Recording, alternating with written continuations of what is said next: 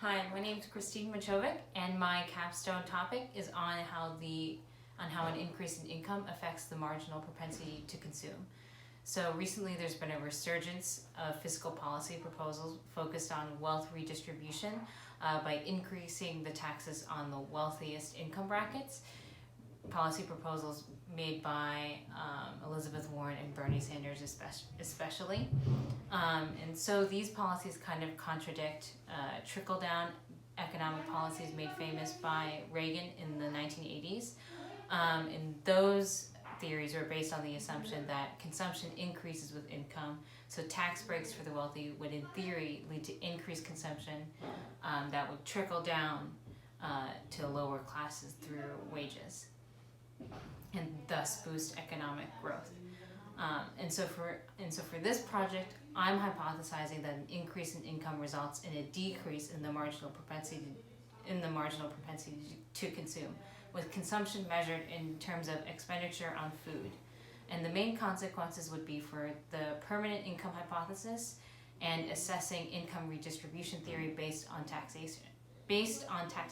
So for a theoretical review, Keynes's principal objective factors of consumption were laid out in his general theory, starting with there are 6 objective factors of consumption, and they are changes in the real wage unit, changes in the difference between income and net income, changes in capital values not accounted for in net income, changes in the ratio of exchange between present goods and future goods, changes in fiscal policy, and changes in expectations of the relationship between present and future level of income.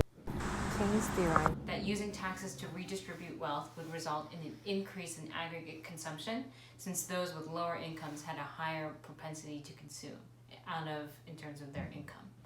And then the permanent income hypothesis, which was laid out by Milton Friedman in 1947, argues that individual consumption is actually smoothed over a longer period of time, typically a lifetime, by taking both permanent and transitory factors on income into account. But a lot of later studies that analyze the permanent income hypothesis forget that Friedman laid out that it's not just permanent income factors, but also transitory income factors like a recession or different changes, unanticipated changes in wages that affect income as well.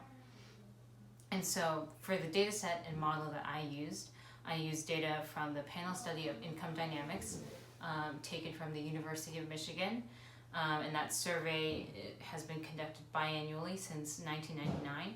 So I took data from 1999 to 2017, and this study tracks individual reference persons or heads of households across survey years.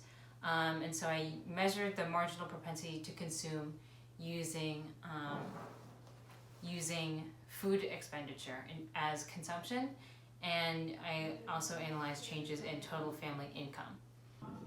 And so in terms of control variables I selected, they include age, sex, salary, health on a scale from 1 to 9, with 1 being excellent health and moving progressively towards worsening health.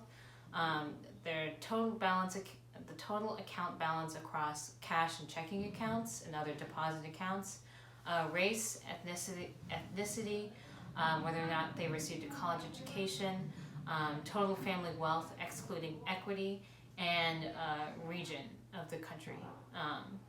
And so I used, in terms of a model, I used panel data. So I conducted a panel regression using the fixed effects model. And so the results show that there is a marginal positive effect of income on consumption, which contradicts my original hypothesis that marginal propensity to consume would decrease as income increases.